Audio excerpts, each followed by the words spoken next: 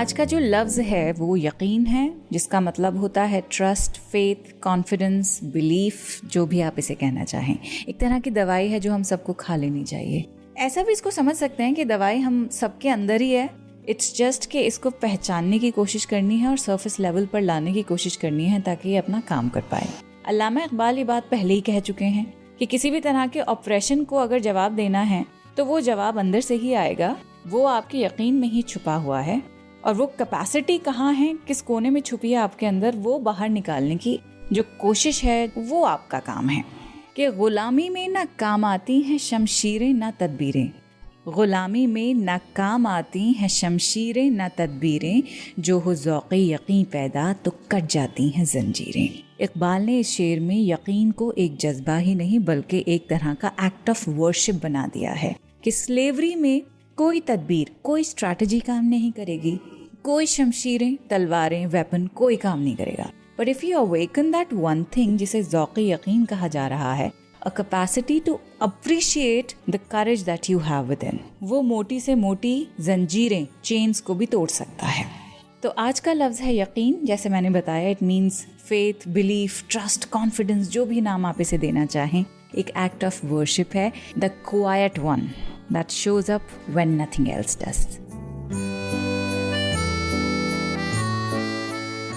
The Quint पर शुरू हो चुका है उर्दू नामा। आज के इस एपिसोड में बात होगी यकीन पर। लेकिन यकीन की एक सबसे खूबसूरत बात यह है कि एक दिन में नहीं बनता है ये, इट कंपाउंड्स, रोज थोड़ा थोड़ा, कभी ज्यादा कभी कम, लेकिन लगातार। एक्ट ऑफ वर्शिप के तौर पर इसे देखिए। जिस तरह दुआएं मांगी जाती है ना, हर रोज किसी एक चीज के बारे में आप दुआ करते हैं, कभी ज्यादा करते हैं, कभी रो रो के करते हैं, कभी कम करते हैं। एग्जाम्पल दे रही हूँ आपको। मिसाल के तौर पे एक इंसान रोजाना नौकरी ढूंढ रहा है, उसको नौकरी नहीं मिल रही है, रोजाना 50 रिजेक्शंस उसके ईमेल में आ रहे हैं, लेकिन फिर भी वो करे जा रहा है काम। इसे मेहनत नहीं, इसे इबादत समझ लीजिए आप, because that is faith in action.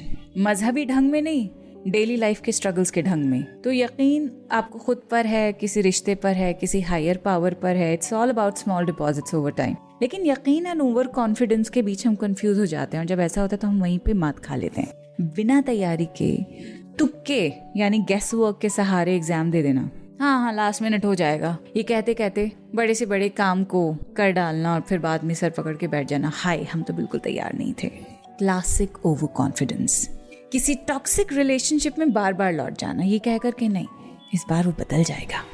That's not faith, that's बेवकूफ़ी। लेकिन इस एपिसोड में हम उस यकीन की बात करेंगे जो कि विजडम से आता है, चोट खाने पर आता है, फेलियर, हार्ट ब्रेक, स्ट्रगल। इस यकीन के बिना जिंदगी चल जाती है कई लोगों की। बहुत सारे लोग हैं, करेज नहीं होता है, ऑटो पायलट पे जिंदगी बिताते हैं, चल रही है पर जिंदगी जी नहीं रहे हैं वो। तो वो करेज, वो यकीन कहाँ से आएगा?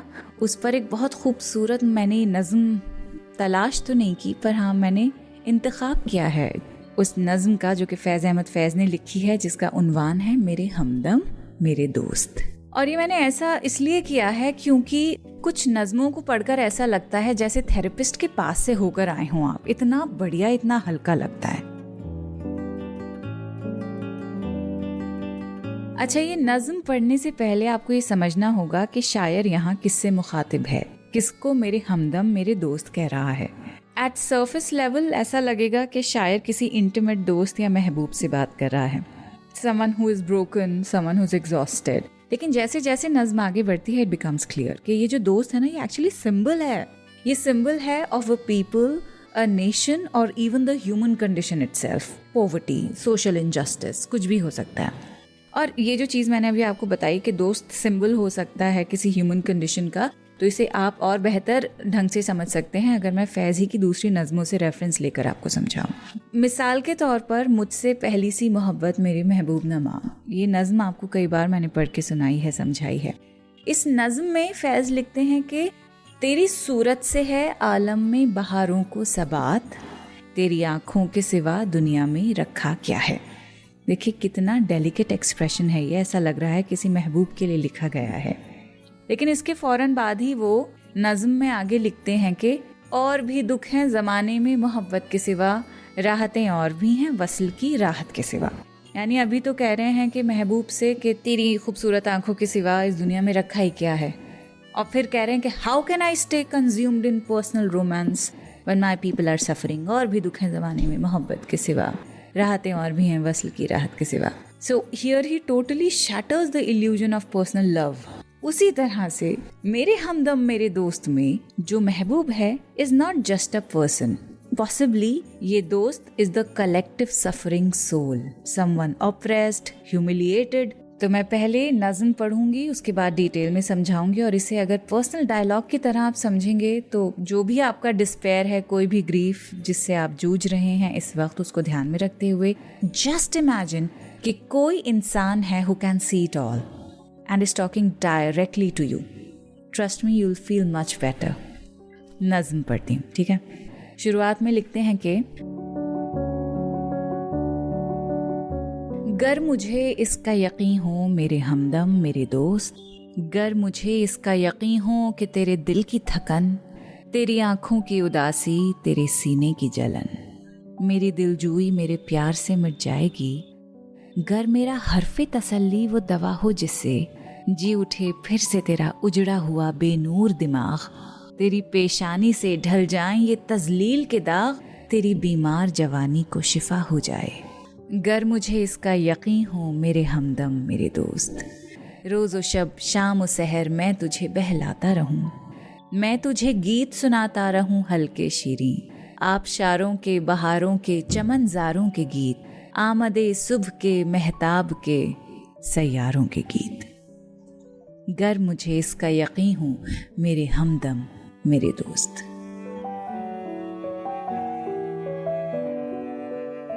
ये जो शायर कह रहा है कि अगर मुझे यकीन हो इज नॉट अ रिफ्यूजल और एन एक्सक्यूज, बल्कि इसको एक जेस्चर की तरह आप समझिए, जेस्चर ऑफ ह्यूमिलिटी, कि मैं अपने गीत के जरिए कंपैशन ऑफर कर सकता हूँ। I can sit right beside you holding your hand. लेकिन अब लेकिन के बाद क्या है?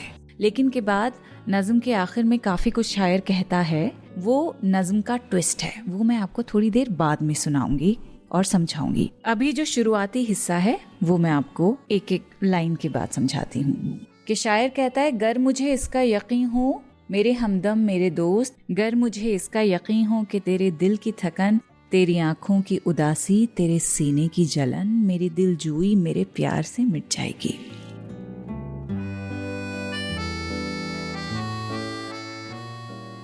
यहाँ शायर कह रहा है, अगर मुझे यकीन हो जाए कि मेरे प्यार, मेरी मोहब्बत, मेरा साथ, मेरी प्रेजेंस, ये सब तुम्हारी तकलीफ मिटा सकता है, तो मैं यकीनन तुम्हारे लिए ये सब करने के लिए तैयार हूँ। It's that aching desire to be someone's comfort zone, someone's relief. आगे लिखते हैं, गर मेरा हर्फे तसल्ली वो दवा हो जिससे जी उठे फिर से तेरा उजड़ा हुआ बेनूर दिमाग। शायर यहाँ कह रहा है कि अगर मेरी बात, मेरी तसल्ली का हर्फ तुझे कंसोल कर सके, एक ऐसी दवाई बन जाए तेरे लिए जो तुम्हारे अंधेरों को रोशन कर दे, तो क्या ही बात है। अंधेरे यहाँ पे क्या है? दिमाग का उजड़ जाना क्या है यहाँ पे? It means depression, hopelessness, mental exhaustion. तो शायर यहाँ पे ही wants his words to be healing, but again he is not sure if he can ever help heal you. वो यकीन अब भी मिसिंग है शायर के अंदर कि मैं सब ऑफर कर सकता हूँ, but I doubt it will work. Intent है हेल्प करने की, पर यकीन नहीं है कि हेल्प वाकई हो पाएगी। आगे लिखते हैं, तेरी पेशानी से ढल जाएं ये तजलील के दाग, तेरी बीमार जवानी को शिफा हो जाए। यहाँ फैज बात कर रहे हैं उन निशानों की, तजलील के दाग जो जिल्लत, बेइज्जती और महरूमी के असर चेहरे पर छोड़ जाते हैं। जलील जब किसी को किया जाता है, ह्यूमिलिएट किया जाता है, उस एक्ट को तजलील कहा जाता है, humiliation. But he doesn't say कि उनको धोया जाए।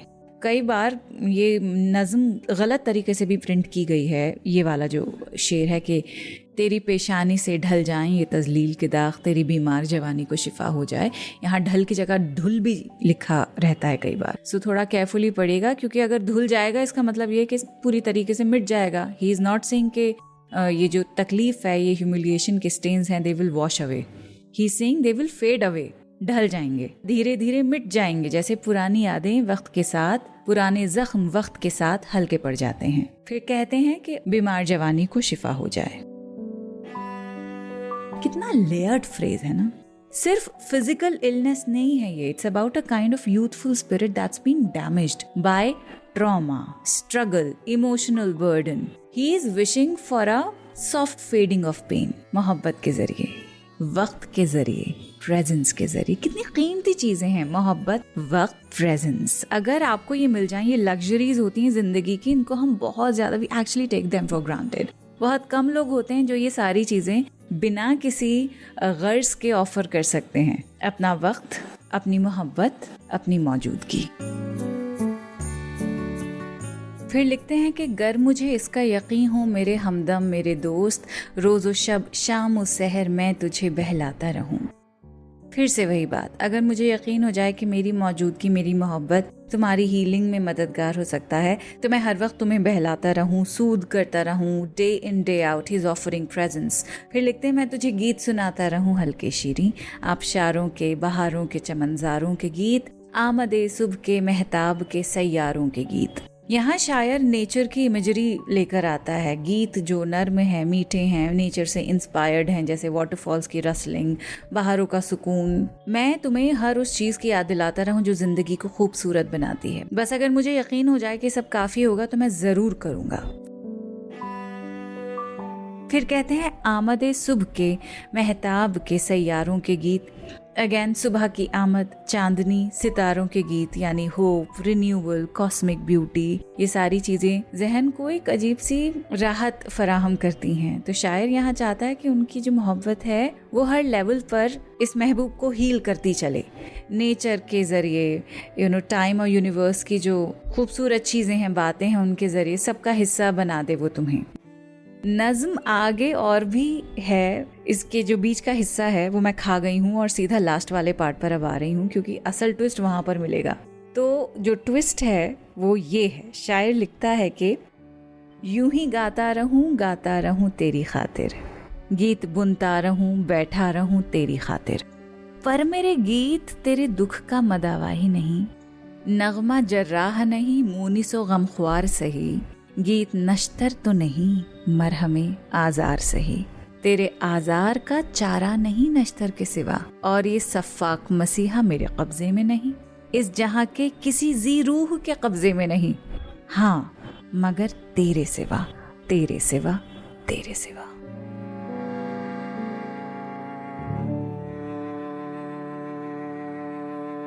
भाई साहब, goosebumps, उफ़ो। This is the heart-shattering climax of the नज़्म। अब यहाँ पे शायर, ओफो ये होता है, मतलब थोड़ा सा आपको ठहरना पड़ता है फैज़ को पढ़ने के बाद। शायर यहाँ he is stripping away the earlier tenderness जो नज़्म की शुरुआत में था कि मैं तेरे लिए सब कुछ कर सकता हूँ, बैठा रह सकता हूँ, यहाँ के गीत, वहाँ के गीत, सब कुछ गा सकता हूँ, with this only hope कि सब तुझे हील कर पाएंगे। लेकिन ये सब हील करने वाले नहीं हैं तुझे, मेरे हमदम, मेरे दोस्त। समझ इस बात को, मैं चाहे तेरे साथ कितना ही अच्छा क्यों ना हो जाऊं, तुझे कितनी मोहब्बत क्यों ना दे दूं, ये सब तुझे इवेंचुअली हील नहीं कर पाएगा। कौन हील करेगा फिर? ये आखिरी हिस्सा जो नज़्म का है उसमें बताया गया है कि सारी परेशानी का जो मदावा है, रेमेडी है, वो किसके पास है कि यूं ही गाता रहूं तेरी खातिर, गीत बुनता रहूं, बैठा रहूं तेरी खातिर। वही सॉफ्ट सेल्फलेस ऑफरिंग जो शुरुआत में थी, जैसे कोई हर वक्त आपके पास रहना चाहता हो, चाहे उसकी बात का असर हो कि ना हो। The emphasis here is on presence, not as a solution but as an act of love. पर मेरे गीत तेरे दुख का मदावा ही नहीं, नगमा जर्राह नहीं, मूनिसो गमख्वार सही। But my songs are not the cure for your pain. They are not a surgeon. जर्राह यानी सर्जन। सर्जन की बात क्यों आ गई यहाँ पे? अब यहाँ जर्राह की बात हो रही है, सर्जन की बात हो रही है कि जो अल्टीमेट हीलिंग होगी वो किसी सर्जन को ही करनी पड़ेगी, जो सड़ चुका है जिस्म के ऊपर, उसे काट कर निकालना पड़ेगा। आगे लिखते हैं ना कि गीत नश्तर तो नहीं, मरहमे आजार सही, कि the song is not a scalpel, लेकिन मेरी जो गाने हैं जो मैं ऑफर कर सकता हूँ, it's still a soothing balm. Healing नहीं ऑफर कर रहा हूँ, कंपेनियनशिप दे रहा हूँ। हीलिंग इवेंचुअली कहाँ से आएगी? उसके बारे में लिखते हैं कि तेरे आज़ार का चारा नहीं नश्तर के सिवा, और ये सफ़ाक मसीहा मेरे कब्ज़े में नहीं। यहाँ शायर पूरी यकीन के साथ अब आ जाता है, उसको पूरा यकीन जिस बात पे है वो इस बात पर है कि किसी क्रॉनिक एलिमेंट से अगर आप जूझ रहे हैं तो उसे उखाड़ना पड़ेगा। ये सबसे ज़्यादा पेनफुल रियलाइजेशन है, ये तकलीफ़देह बात है, और इसके लिए आपको एक स्कैल्पल की ज़रूरत है, एक जर्रा, एक सर्जन की ज़रूरत है जो एक अल्टीमेट रेमेडी आपको दे सकता है। नश्तर, स्कैल्पल, कोई पेनफुल हार्श सर्जिकल ट्रूथ या एक्शन ही होगा, और वो मसीहा, वो हीलर जो ये सब कर सकता है, वो मेरे पास नहीं है। तो यहाँ शायर कहता है कि I am not your saviour, I do not have the weapon that can cut out your rod, कि वो नश्तर किसी भी इंसान के कब्जे में नहीं है, लेकिन अगर वो है किसी के पास तो सिर्फ तेरे पास है, तेरे पास है। और ये सफ़ाक मसीहा मेरे कब्ज़े में नहीं, इस जहां के किसी ज़ीरूह के कब्ज़े में नहीं, हाँ मगर तेरे सिवा, तेरे सिवा, तेरे सिवा, तेरे सिवा कोई उस सफ़ाक मसीहा को अपने कब्ज़े में नहीं कर सकता है। He places the final truth and responsibility back with the beloved और the self, या जो भी आपकी रीडिंग के हिसाब से आपको लग रहा है हमदम और दोस्त है उसके हाथ में। यहाँ शायर कहता है कि only you can heal yourself, only you can wield that cruel life-saving scalpel. No one, not a lover, no friend, no poet, nobody can do it for you. शायर कहता है I can't save you, but I won't leave you either. ये कहने के बाद he just steps aside. The rest is in your hands now. ये कह रहा है शायर, ये इस बात का यकीन है शायर को कि जो भी इस वक्त आपके अंदर आपको अजियत दे रहा है, जो आपका आज़ार है, जो वुंड है आपके अंदर का, चाहे वो बेबसी हो, चाहे वो अननेम्ड ग्रीफ हो, कुछ भी हो, वो सिर्फ उसकी जो रेमेडी है आपके हाथ में है। आप कई सारी थेरेपीज़ ले लीजिए, आप दवाइयाँ कर लीजिए, सब कुछ कर लीजिए, अंदर से अगर विलिंगनेस नहीं होगी सही होने की, कोई सही नहीं हो सकता है। सबसे ज़्यादा यहाँ पे डिमांड की गई है ईमानदारी की, बी ऑनेस्ट टू योरसेल्फ, और वो ऑनेस्टी आपको हीलिंग की तरफ यकीनन लेके आएगी, और यही यकीन है जिस पे आज का ये एपिसोड बनाया गया है। फैज़ को पढ़ने के बाद ना जो दिल का हाल होता है बयान नहीं किया जा सकता, स्पेशली ये नज़म पढ़ने के बाद। And I was working on this episode, जब मैं खुद समझ रही थी कि बोलना क्या चाह रहा है इसमें शायर, और इसका मतलब क्या हो सकता है, और जब पूरा पॉडकास्ट मैंने लिख लिया उसके बाद I was like I really need a glass of thanda pani, I really need to breathe, I need air, because whatever he says is so profound कि सोक इन करने के लिए 2 मिनट चाहिए होते हैं। बताइए कितना अच्छा लग रहा है ना, एकदम हल्का फुल्का। तो इस यकीन के साथ अपना ख्याल रखिएगा, ठीक है? अगले हफ्ते मिलते हैं। खुदा हाफिज़।